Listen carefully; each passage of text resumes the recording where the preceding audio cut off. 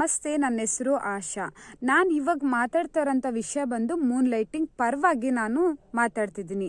ಹೌದು, ಈ Moon lighting ಅಂದರೆ ತುಂಬ ಜನಕ್ಕೆ ಡೌಟ್ ಇದೆ. ಏನಪ್ಪ ಈ ಮೂನ್ ಲೈಟಿಂಗು, ಕೇಳಿದ್ದೀನಿ ಅಂತಲೇ ಹೇಳ್ತಿರ್ತಾರೆ. ಕಾರ್ಪೊರೇಟ್ ಉದ್ಯೋಗದಲ್ಲಿ ಇತ್ತೀಚಿನ ದಿನಗಳಲ್ಲಿ ಹೆಚ್ಚು ಚಾಲ್ತಿಯಲ್ಲಿರುವಂಥ ವಿಚಾರವೇ ಮೂನ್ ಲೈಟಿಂಗ್. ಅಂದರೆ ಉದಾಹರಣೆಗೆ, ನಾನು ಬೇರೆ ಕಂಪನಿ ಜೊತೆಗಾದರೂ ಕೆಲಸ ಮಾಡ್ಬೋದು. ನನ್ನ ವೈಯಕ್ತಿಕವಾಗಿ ಲೇಖನಗಳು, ಕಾದಂಬರಿಗಳು, ಪುಸ್ತಕಗಳು ಮತ್ತು ಯೂಟ್ಯೂಬ್ ಚಾನಲ್ಸು, ಸೋಷಿಯಲ್ ಮೀಡಿಯಾ, ಹೀಗೆ ಮೂನ್ ಲೈಟಿಂಗ್ ಅನ್ನೋ ಪದವನ್ನು ಅಮೇರಿಕನರ ನಡುವೆ ಚಾಲ್ತಿಯಲ್ಲಿ ಇರುವಂಥದ್ದು. ಅಲ್ಲಿ ಅಮೇರಿಕನ್ ಜನರು ಬೆಳಗ್ಗೆ 9 ಗಂಟೆಯಿಂದ ಸಂಜೆ 5 ಗಂಟೆವರೆಗೂ ಕೆಲಸ ಮಾಡ್ತಾರೆ.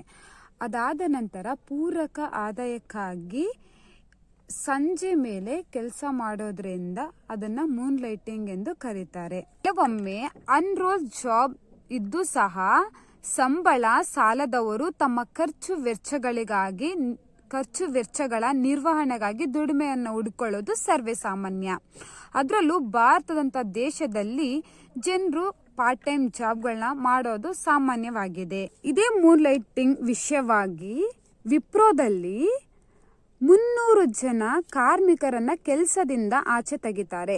ಭಾರತದಲ್ಲಿ 2 ಉದ್ಯೋಗ ಮಾಡುವ ಕುರಿತು ಕಾನೂನಲ್ಲಿ ಸ್ಪಷ್ಟ ನಿಲುವು ಇಲ್ಲ. ಆದರೆ 1948ರ ಫ್ಯಾಕ್ಟರಿಗಳ ಕಾಯ್ದೆ ಅನುಚ್ಛೇದನ 60ರಲ್ಲಿ ಒಂದು ಫ್ಯಾಕ್ಟರಿಯಲ್ಲಿ ಒಬ್ಬ ವ್ಯಕ್ತಿ 2 ಕಡೆ ಕೆಲಸ ಮಾಡುವಂತಿಲ್ಲ ಅಂತ ಹೇಳುತ್ತೆ. ಆದರೆ ಇದು IT ಕಂಪನಿಗಳಿಗೆ ಅನ್ವಯಿಸುವುದಿಲ್ಲ. ಹೀಗಾಗಿ IT ಕಂಪ್ನಿಯಲ್ಲಿ ಕೆಲಸ ಮಾಡುವಂಥವ್ರು ಏನು ಮಾಡ್ತಾರೆ ಅಂತಂದರೆ, ತಮ್ಮ ಕ್ಷೇತ್ರದಲ್ಲಿ ಕೆಲಸ ಮುಗಿದ ನಂತರ ಇನ್ನೊಂದು ಕ್ಷೇತ್ರದಲ್ಲಿ ಕೆಲಸಗಳನ್ನ ಮಾಡ್ತಾರೆ. ಇದರ ಬಗ್ಗೆ ವಿಪ್ರೋ ಅಧ್ಯಕ್ಷ ರಿಷಿತ್ ಪ್ರೇಮ್ಜಿ ಅವರು ಒಂದು ಟ್ವೀಟ್ನ ಮಾಡ್ತಾರೆ. ಅದು ಏನಂತಂದರೆ, ಅರೆಕಾಲಿಕ ಹುದ್ದೆ ಅಥವಾ ಮೂನ್ ಲೈಟಿಂಗ್ ಒಂದು ಮೋಸದ ಕೃತ್ಯ ಅಂತ ಹೇಳ್ತಾರೆ. ಮತ್ತು ಇನ್ಫೋಸಿಸ್ ಅಲ್ಲೂ ಕೂಡ ಈ ಬಗ್ಗೆ ಚರ್ಚೆ ಆಗುತ್ತೆ.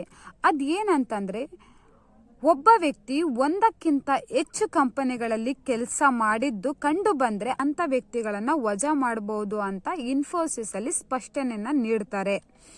ಒಬ್ಬ ವ್ಯಕ್ತಿ 2 ಕಡೆ ಕೆಲಸ ಮಾಡೋದು ಹೊಸತೇನಲ್ಲ. ಇದು ಇಂದಿನ ಕಾಲದಿಂದಲೂ ನಡೆದುಕೊಂಡಂಥ ಪ್ರವೃತ್ತಿನೇ ಆಗಿದೆ. ಇದನ್ನು ಅರೆಕಾಲಿಕ ಹುದ್ದೆ ಅಂತಲೂ ಸಹ ಕರೀತಾರೆ. ಈ ಮೂನ್ ಲೈಟಿಂಗ್ ಬಗ್ಗೆ ಸಾಕಷ್ಟು ಕಂಪನಿಗಳು ವಿರೋಧನ ವ್ಯಕ್ತಪಡಿಸಿದ್ದಾರೆ. ಆದರೆ IT ಕಂಪನಿಯ ಉದ್ಯಮಿ ಮೋಹನ್ ದಾಸ್ ಪೈ ಅವರು ಇದ್ರ ಬಗ್ಗೆ ಒಂದು ಸ್ಪಷ್ಟ ನಿಲುವನ್ನು ಹೇಳ್ತಾರೆ. ಬೇರೆ ಕಂಪನಿಗಳ ಜೊತೆ ಆತ ಕೆಲಸ ಮಾಡ್ಬೋದು, ಆಕೆ ಕೆಲಸ ಮಾಡಬಹುದು ಅಂತ ಹೇಳ್ತಾರೆ ಅವರು. ಆದರೆ ಈ ಕೆಲಸದ ಬಗ್ಗೆ ಭಾರತದಲ್ಲಿ ಸಾಕಷ್ಟು ಭಿನ್ನಾಭಿಪ್ರಾಯಗಳಿವೆ. ಆದರೆ ಭಾರತಕ್ಕೂ ಮತ್ತು ವಿದೇಶಿಗಳಿಗೂ ತದ್ವಿರುವಾದಂಥ ಅಭಿಪ್ರಾಯ ಇದೆ. ಅಲ್ಲಿ ಒಂದಕ್ಕಿಂತ ಹೆಚ್ಚು ಕೆಲಸ ಮಾಡಲು ಅವಕಾಶವಿದೆ, ಯಾವುದೇ ಅಭ್ಯಂತರವೂ ಸಹ ಇಲ್ಲ. ಒಬ್ಬ ವ್ಯಕ್ತಿ ತಲಾದಾಯ ಹೆಚ್ಚಾದರೆ ಸರ್ಕಾರಕ್ಕೆ ಬರುವ ತೆರಿಗೆ ಸಹ ಹೆಚ್ಚಾಗುತ್ತಂತ ಅಲ್ಲಿನ ಜನರು ಮತ್ತು ಸರ್ಕಾರದ ಚಿಂತನೆ ಆಗಿದೆ.